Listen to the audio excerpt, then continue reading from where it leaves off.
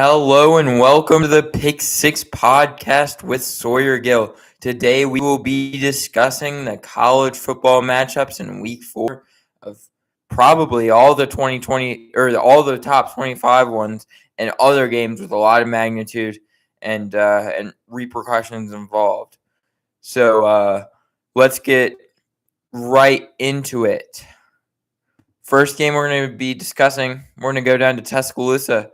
And we're going to see the Ole Miss Rebels play on against the Alabama Crimson Tide. According to ESPN Analytics, Alabama has a 65.8% chance of winning this game. But to me, I think Ole Miss has got this one in the bag. I think Ole Miss has a great team this year behind Jackson Dart, an Oklahoma transfer. And they have a great defense. They held Tulane to under 30 points, which is something not a lot of people can say. They didn't look too good against Georgia Tech, but I think they're going to do all right in this one. And I think they're going to come away with the upset win here. Alabama minus 6.5. I would not take that at all. What I would take is the over in this one, over 55.5. I think that both teams are going to just be completely offensive based. Now, that being said, I do have a couple issues with Alabama's offense. The quarterback issue is number one. Who is their quarterback? Is it Jalen Milroe? Is it Tyler Buchner? Is it Ty Simpson? We don't know. And honestly, if they don't get that figured out, I don't think they could beat a team like Ole Miss. I think they have issues that no other Alabama team has had in the past couple of years. For one, I don't think their offense, as I previously mentioned, is that good. I think their defense is subpar. It's the better part of their game, but I still think it's pretty subpar. And I just don't think this team is like a well-rounded unit. It is not there anywhere. So for that reason, I'm going to take the Ole Miss Rebels. They're just a better team. A team that's been around for longer. That's been good for longer this year. A team that's looked better this year. And even though they're away, I think it's still going to be their game to lose, even though they're not favored. But, anything can happen. It's college football. So Alabama could blow them out and not me look like a dummy, but who knows? So our next game that we're going to be moving on to is probably the best game out of the whole slate this week. And that is number 6 Ohio State and number 9 Notre Dame. 7:30 on ESPN. On NBC. Again, Ohio State with about a 66% chance of winning versus Notre Dame with a 34% chance. This one is going to be a little bit tighter, obviously, than the Alabama game. OSU -3. Over under again 55.5. This one different. I would take the under, even though Sam Hartman is a good quarterback. I think the prestige on both of these teams and what we saw last year is the defense. Ohio State beat them 21-10 last year. I think it's going to be a very similar game to last year, except I think it's going to go in the reverse way. I think Sam Hartman is going to outplay Kyle McCord. And even though Ohio State does have the best receiving threat in the country in Marvin Harrison Jr., I don't think that's going to matter. I think Notre Dame's defense is going to push through. I think that Sam Hartman is going to have a great game. Chris Tyree and Esteem are going to have just a wonderful game. Two underrated guys. Audric Esteem with 500 yards 3 games into the season. 4 games for them, but 4 games into the season, 521 yards. I am not misreporting, folks. That is the real number, and that is absolutely mind-blowing to me. How a running back can have half 1,000 yards 4 games into the season. He's on underrated Heisman watch list for me, as well as his quarterback, Sam Hartman. So for this one, I would take the under. I think it's going to look a lot similar to last year, except I think Ohio State's offense is going to be the one struggling this year instead of Notre Dame's. And I mean, Notre Dame's at home, so that's going to give them another advantage. And they have more weapons. On offense, they do. On defense, they do. And who knows? But who knows? But I got Notre Dame winning this one. Next up, we're going to go out to the Pac-12. We are going to see the Colorado Buffaloes take on the Oregon Ducks. 3:30 o'clock Eastern for this one. Man, oh man, am I prepared for this one. This one, Oregon has a 93.9, 94% chance of winning this according to ESPN Analytics. Ladies and gentlemen, that is insane to me how they are predicting two top 25 teams with almost an 88% chance differential of winning the game. That is insane to me, especially considering Colorado has a Heisman candidate on the offense in two Heisman candidates in Travis Hunter and Shedeur Sanders. And Oregon, I mean, Bo Nix has looked pretty good this year. Not out of this world like Shedeur Sanders has. Bo Nix has looked pretty good. I mean, obviously they dropped 81 versus what was that, Portland State in week 1. So that's obviously a plus. But I don't think this matchup is as far away as the line is saying it is, and as ESPN Analytics is. Although I would smash the over, guys. The over is the play. I don't know about the line. I think I would take Colorado is my best bet on the line, and I would take Colorado. I would take Oregon money line, Colorado with a spread, and the over. But I mean, it's going to be an interesting one. I think it could go either way. I'm not going to put out any more locks on this game because I think it could go either way, and I think Oregon could end up blowing them out. Could end up blowing them out in the fourth quarter, and me sitting here looking like a dummy again. But my best bet, guys, is definitely Colorado plus 21. I think they're just going to cover that. Obviously, Travis Hunter out. But I don't think that's going to matter. I think Xavier Weaver and Dylan Edwards are going to have enough on this offense to keep Shedeur Sanders busy and give him enough weapons. So it'll be an interesting one. But Oregon money line, Colorado plus 21, and the over on the 70 points, which, I mean, now that I'm saying it is absolutely insane. But I would take it. Next one, we're going to go to we're going to go back over to the east side of the United States where Florida State is at Clemson. Another interesting one. Now, this one is completely the opposite of Oregon, Colorado on ESPN Analytics. This one is a 2-1 team taking on a 3-0 team, and the 3-0 team has almost a 15% chance differential of winning this, and that is absolutely insane to me. I think Clemson is a bad team. I think they're an overrated team. I think we saw that against Duke. And I think this Florida State team led by Heisman favorite at this point, Jordan Travis, is just going to beat them. I don't really know what else to say. I mean, Cade Klubnik, not a great Clemson quarterback. You know, we saw Deshaun Watson pass through Clemson. We saw Trevor Lawrence pass through Clemson. And then we had DJ Uiagalelei, who really didn't do that much at Clemson. Obviously is now at Oregon State. Big transfer there, leading them to a top 25 ranking. But I don't think Cade Klubnik is that good. I think he's going to be a 4-year starter for them, or at least a 3.5 year after last year. But, yeah, I don't think he's that good. And Will Shipley, average running back at best. And then they don't have a lot in the receiving game either. Their leading wide receiver in yards is Bo Collins at 197. That's not a lot. Whereas Florida State, Johnny Wilson is leading them in receiving yards, and obviously they have Keon Coleman too. And in the rushing game, they had Trey Benson leading them in yards. So, I mean, to the looks of it, Florida State outplays them in every single category. I would take Florida State -2. I would smash it. That is a safe bet to me. That is a lock. I would take the money line, especially. Now the over/under is interesting here. I don't really know what to do because Florida State plays out of their mind sometimes on defense, and then you have last week where they gave up 29 points to Boston College.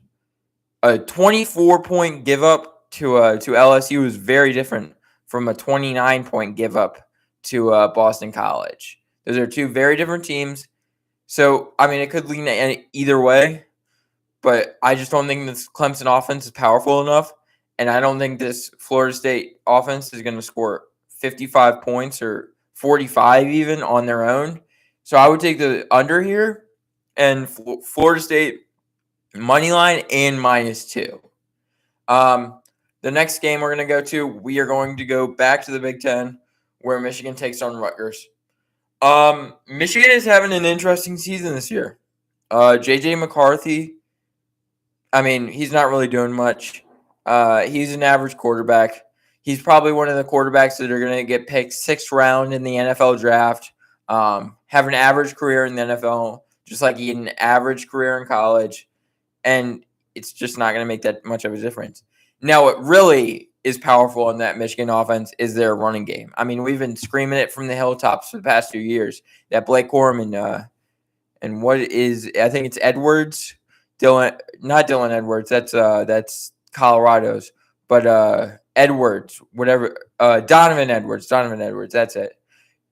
Blake Corum and Donovan Edwards are going to lead this team to a great record this year, probably undefeated going into that Ohio State game. Obviously, we'll get there when we get there. But this Rutgers offense, on the other hand, not so good. Gavin Wimsatt, not that great of a quarterback. Has only passed for 407 yards 3 weeks into the season. He hasn't rushed for many yards either. He hasn't rushed for that many yards. Their leading rusher is great though. Their leading rusher, Kyle Mongane, however you pronounce his name, great rusher. He's the heart of this offense, and he's the one that's pushing them to a 3-0 record. I think this is going to be an interesting game because of him. But I mean, he's really his heart and soul of that Rutgers team, and other than their defense, who's been playing out of their mind. But he's really his heart and soul of that offense. And, I mean, if the defense keeps up, then it's going to be an interesting game. Now, Michigan -24. So, Michigan has a history of playing these games that they should win pretty close.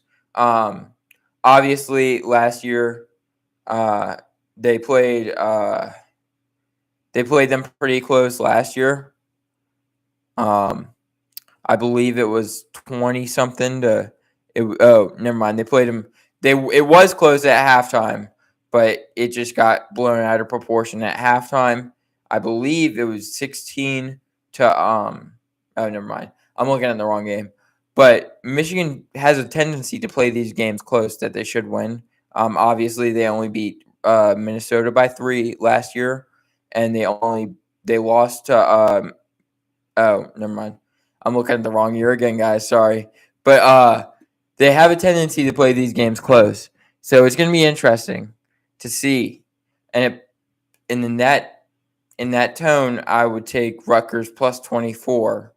And then the over. The over is absolutely insane to me. Over under 44. Come on, guys. Are we joking? It's the over. It's the over.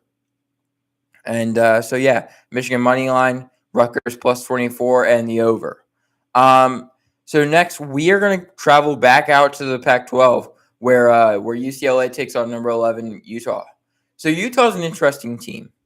Obviously we saw Utah not go down, but almost go down against Baylor in week 2. They had to get back weekend against Weber State, an easy win. I'm not sure they covered the spread there. The spread was -26.5. So they didn't cover the spread in that game. So that's something to worry about. 2 off weeks for them.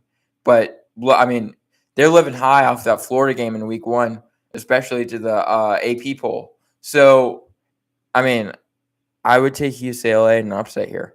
I think Dylan Moore, their 5-star QB, or Dante Moore, my bad. Dante Moore, their 5-star QB, playing great for a true freshman QB, 3 weeks into the season. They have a white running back. News alert, guys. Carson Steele, geez. Talk about white running backs. Will Shipley, Carson Steele, taking over the game. Then they have J. Michael Sturdivant. I don't even know how you say that. He's doing all right, but honestly, not a lot that stands out on this offense. But Dylan Moore doing great for a true freshman quarterback. So we'll see how that goes. Then obviously Utah lost Cam Rising for the start of the season. Nate Johnson is filling in. He's doing all right. Not doing great. He's a true freshman as well. So he's doing not that great for a true freshman compared to Dante Moore. But their running back stepping up when he needs to. 213 yards 3 weeks into the season. Sophomore Jaquindon Jackson. Stepping up. Hasn't got a touchdown, though. That's something to watch out for. If you're a prop better, I might bet for a touchdown for him. And then you have Money Parks, their wide receiver. Now, ladies and gentlemen, when you come across a guy with a first name that is that's usually referred to as a currency, I would say he's pretty unique and a great player. And in this case, it's no different. 8 receptions, 138 yards, and 2 touchdowns for the first 3 weeks. I guess he's pretty good. So I would take UCLA +6. The over-under here, this is an interesting one because UCLA hasn't really played anybody of magnitude. Coastal Carolina, not great this year compared to how they used to be. 2-1, but still not that great. And then San Diego State, not that great. And North Carolina Central Eagles, an FCS team. Obviously, you were supposed to blow them out. So compare them to Utah's schedule where they have a complete defense. I would take the under here because I think it's going to be a low-scoring game. UCLA covered the spread against North Carolina Central, but I don't think they will here. I think they will here. I don't think they'll get the over-under here, though. So Utah money line, UCLA. Utah money line, not a lock. UCLA plus the points and the under. So the next game that we will be going to back to the first game in the Big 12. The first game in the Big 12 where Oklahoma takes on Cincinnati. Cincinnati, they lost Luke Fickell, man. That's a tough loss, especially as a coach. He was a great coach. Lost him to Wisconsin. Tough loss, but they're not having that awful of a year. Obviously they got the coach out in Louisville. I forget his name. Not having the worst year, but also not having the greatest year. Obviously that loss to Miami of Ohio hurt, and we know that Miami of Ohio is not that great of a team because they lost to Miami 30-3 or something. But they also played Pitt and won. And Pitt isn't that great of a team either. Losing to West Virginia, it's a nice win for a team that's entering Power 5 play for the first time in their school's history. So, I think Oklahoma is going to win this game. -14 is a lot of points, but I think Dylan Gabriel is playing out of his mind. So I would take the -14. And you look at Cincinnati's side of the ball. Emory Jones, I never thought this dude was a good quarterback. He played at Florida. He played, I think, at Boise State, and he played at Arizona State. And Oh, my bad. Not Boise State, Arizona State, just Arizona State. He played at Arizona State. Didn't really show out in any of the years he was there. So I don't expect anything different this year, and it hasn't looked like he's expecting anything different either. So I don't expect them to go off. Tawee Walker, not a great rushing year, but I think Dylan Gabriel will be able to carry him. And then they have a great wide receiver in Andrew Anthony, leader in rushing or leader in receiving yards, and Xavier Henderson, all right, first option for Emory Jones. The next game we will be going to is we're going to Duke versus UConn. I won't speak too much on this game. I'm going to give my picks and then hop out of it. I think Riley Leonard is a great quarterback. I think Duke's going to win this game. I think Duke's going to cover the spread. UConn sucks this year, and it's sad to see because they just made a bowl game last year for the first time in however long. It was a very long time. I don't think they're really going to do much here against Duke. I think Duke has a great defense. Obviously, we saw that against Clemson in week 1. So I would take Duke minus 21.5, and I would take the under 44 because I don't think they'll score 44 points on their own, and I don't think UConn is going to put up that many points, even to where the over is going to hit, even though they're at home. So, it's just a scratch. It's just Duke winning that game. Let's see here. Let's go to Miami and Temple. Another interesting game here. Miami 3-0, Temple 2-1. Temple, how do I put this in the nicest way? A G5 program is not going to beat Miami this year. Miami, they're not loaded. They can always fall apart, and honestly, they do fall apart. Very similar to the Dallas Cowboys. But I don't think that this year is going to be any different or this week's going to be any different to what this year has brought for them. I think they're going to cover the spread minus 23.5, because that's how they play these teams. They're going to cover the over because Temple has put up a lot of points against teams like Norfolk State and Akron. And I would take Miami money line too. Obviously, I took them in the spread, so I'm taking them in the money line. That's all they have for this game. It's pretty much scratch again. Not scratch, chalk. Let's look at Tennessee UTSA. Tennessee coming off a bad loss to Florida. They're given an 86.3% chance to win according to ESPN Analytics. To me, that's a little bit too low. It should be like 99 because I don't see a chance that UTSA runs away with this game with a miracle. Obviously, Joe Milton. I've heard a lot of different opinions about this guy. I've heard he's a great quarterback. I've heard he's an awful quarterback. I've heard he has an arm. I've heard that he uses the arm in the wrong way. Throwing bullet passes from a receiver that's 5 yards away.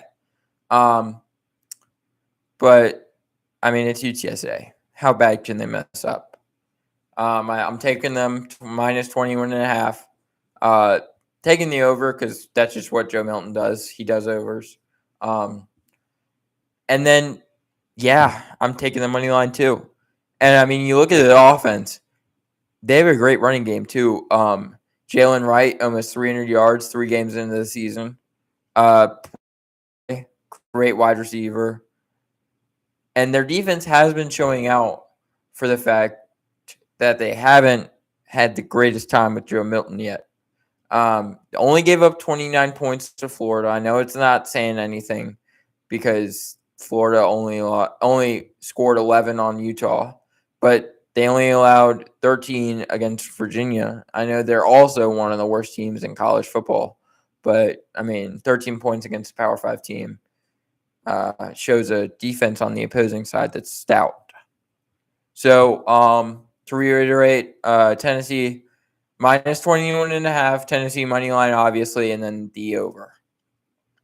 All right. Next game that we're going to talk about, we are going to the final ranked on ranked matchup with Oregon State taking on Washington State. Number 14 versus number 21. I mentioned earlier, DJ Uiagalelei leading this Oregon State team to a top 25 ranking, 14 to be specific. And I mean, he's just showing out. 630 yards, 6 touchdowns, only 2 interceptions.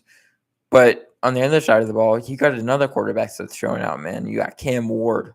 986 yards, 9 touchdowns. He's throwing the ball a ton. 78 for 108. Like, geez, man. Let the arm have a rest. He's also their leading rusher, so he's doing it all. But yeah, DJ Uiagalelei, their rushing game, they have Damian Martinez putting up some all right stats, some pretty good stats actually. My bad. 351 yards off of 40 carries. The receiving game isn't much. They have Silas Bolden putting up 159 yards through the first 3 weeks. I wouldn't call that anything special. And then Luke Victor for the Lincoln Victor for the Washington State Cougars. 24 receptions, 342 yards, 3 touchdowns. Sneaky guy. I would watch him for the rest of the season, man. Putting up those sneaky numbers. So looking at the spread, Oregon State -3. I would take them just because I think that DJ Uiagalelei is a good quarterback. They have a good team. They have a good defense on their hands, only allowing 9 against San Diego State. I mean, they haven't really played anybody real, but for the next 4 weeks, they have really tough tests in Washington State, Utah, and UCLA. And then should be freebie against Cal. So I think if they go 3-1 in that span, then they're going to be all good. And I think it starts right here with DJ Uiagalelei doing great. So yeah, that is that game with DJ Uiagalelei. I'm taking them with everything. I'm taking the over. I'm taking the Oregon State with the spread. Oregon and Oregon State in the over. My bad. So then we look at the rest of the college football games. And as I mentioned, that was the last fully ranked matchup where both sides are ranked. We're going to get into some of the other chalk games. I know I put Tennessee and what was the other one? Tennessee and Duke first, but that's because they're great teams. So we'll get into some of the other chalk games in a second when I get this thing to work. Computers, am I right?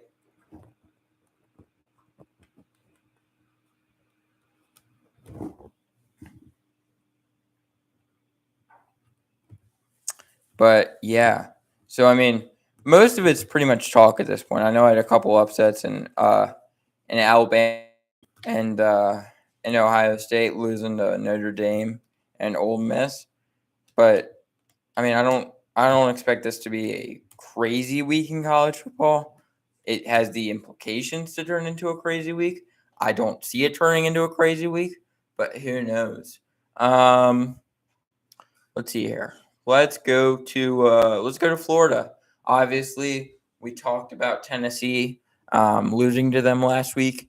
A big bounce back week for Florida, and they're headed on the right track. Obviously, they're not going to be in the college football playoff. I think we've ruled that out. They're not that caliber of a team, and honestly, I don't see them being in the SEC championship either. I think we can rule that out too. but they're taking on the Charlotte 49ers. Watch out, guys. The NFL team name. But Graham Mertz not playing out of his mind. Playing as good as he did in Wisconsin, which is not saying a lot. But he's being led by a great group of guys on the offense. They have Travis Etienne's brother and Trevor Etienne, who's a great running back. Probably carried them to that win last week in Tennessee. And then they have Ricky Pearsall. I mean, and then you look at Charlotte, and I can't really name any of these guys, and I won't try to. They're 1-2 this year. They have bad losses against Georgia State, who they probably should not have lost to, and Maryland, they're a Power 5 team. You lose to Power 5 teams if you're not even a Group of 5 team. But they have a win against South Carolina State, a pretty good FCS team. That being said, I'm taking Florida minus the 24. I'm taking the under. I don't think that Florida's offense is that good. They didn't put up a lot against a fraudulent Tennessee team, which we saw against them, and then they also didn't put up a lot against Utah, which they lost to. I think it was 20-11. So I'm taking the under here. I'm taking Florida minus 28. I think they're going to put up all these points on their own. And I'm obviously taking the money line. I would take a money line lock there. I would lock that up. Let's go to a premier SEC matchup where the LSU Tigers take on the Arkansas Razorbacks. A matchup between two Southern coaches and Brian Kelly and Sam Pittman. LSU has an 88.5% chance of winning this, according to ESPN Analytics, and to me, that is probably right there where I would put them. I think LSU had a loss to Florida State, a number 3 Florida State team in the country, that was deserved. I think they deserved to lose that game. But looking at their schedule, they could win out here. They could beat Alabama, and if they beat Alabama, they have a very, very, very, very, very good chance of winning out. They look great against Grambling after that Florida State loss.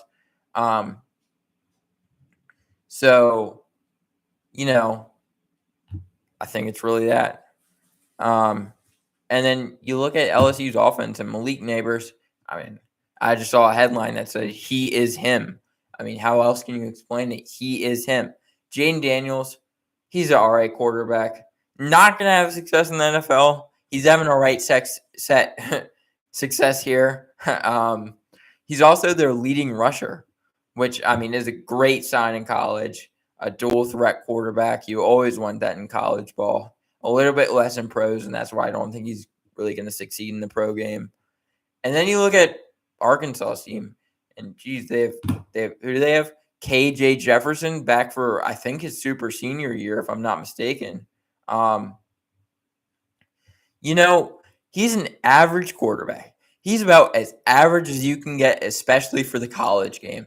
Through the 5 years, he's had a total of 6,000 yards. Some NFL quarterbacks do that in 2 years. So I don't really see him being that good. Now, he does have 1,509 rushing yards in 5 years, which is also pretty awful. So he's not really good at anything. And I think Arkansas's record in the past couple of years has showed it, where they've barely made bowl games and beaten some sorry teams. But, that's that. And this year they don't look good either against BYU. They didn't look good either against BYU. They look pretty all right against Kent State and Western Carolina. So, I'm taking LSU money line. I'm taking Arkansas plus 17.5. I think they're going to keep it close, even though I think LSU is going to win. And I'm taking the over because I think Jayden Daniels and Malik Neighbors are going to lead this team to a great victory for LSU. Let's see here. Let's go down the line. Um, I'm not even going to open this game up. I think Georgia's going to beat UAB. I'm not even going to talk about UAB. UGA, they're not going to cover the 42.5 spread. I think I would take UAB plus 42.5. I would take the over, though, 54.5. I think Carson Beck is a good quarterback. I think last week was a fluke. I think they'll get back on track because that's what Kirby Smart does. That defense held them in that game, and that defense is going to hold them in the rest of the games this year, and they're going to win the national championship like they always do. And yeah, Texas versus Baylor. Quinn Ewers, great quarterback, probably my Heisman winner right now as it stands. Xavier Worthy, great receiver. He's going to supplement him to a victory here in McLean Stadium in Waco, Texas. And then, the running back, Jonathan Brooks. He's holding in there. Great replacement for Bijan Robinson. Obviously, not a Heisman guy like Bijan Robinson was. But, I mean, you look at this team and you say, geez Louise, are they stacked? Not only in offense, on defense. And, I mean, they're a good team. I'm taking the minus of 14.5. The over-under, I'm taking the over because it's two Power 5 teams playing. Big 7:30 game, but I don't think it's going to be that interesting. And then we are going to go to Penn State. We are going to go to Beaver Stadium in University Park, Pennsylvania. And I misspoke earlier. I said that that the Utah UCLA game was the last two top 25 matchup game that I would be talking about. I was wrong.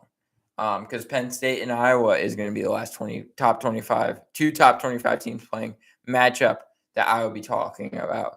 But I think Drew Aller, great quarterback. Cade McNamara, not really showing out. They shouldn't even be in the top 25. That's probably why I misspoke, because they shouldn't. Drew Aller showing out.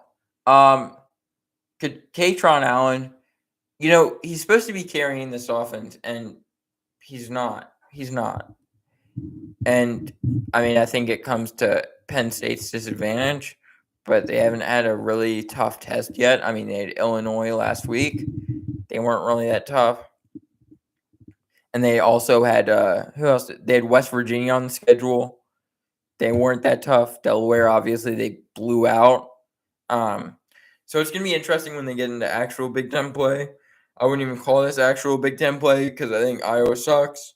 The only reason they're playing good is because Brian Ferentz needs 25 points per game to keep his job and 7 wins. So that's the only reason why they're playing good. I don't think that this Iowa team has any hope after they lose this game. That's why I'm also taking the Penn State money line. I'm taking Penn State minus 15.5.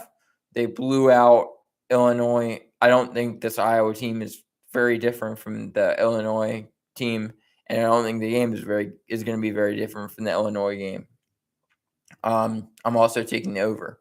40.5 is way too low for two Power 5 teams playing each other.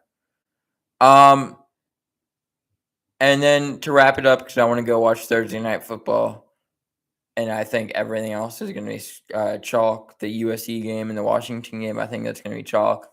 The North Carolina-Pittsburgh game. Pittsburgh sucks. How else can I say it? They have their little Boston College transfer at quarterback, Phil Jurkovich. Well, this guy is a jerk at football because he sucks. Drake May, great quarterback, up there in the Heisman favorites. What else can I say? Great quarterback, up there in the Heisman favorites. Yeah, great quarterback, up there in the Heisman favorites. I can't say anything else. Omarion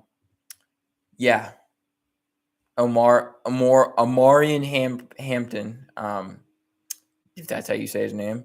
Great running back, showing out 317 yards, 6 touchdowns. 6 touchdowns is absolutely insane You know, especially for a running back 3 games in the season, that's averaging 2 touchdowns a game.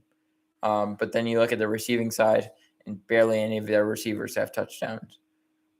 Pitt, I don't really know a lot about this team. Obviously, they stink because they're 1-2, and they've lost to West Virginia and Cincinnati, 2 1-2 teams as well. So yeah, my bad. West Virginia is 2-1, and I think so is Cincinnati.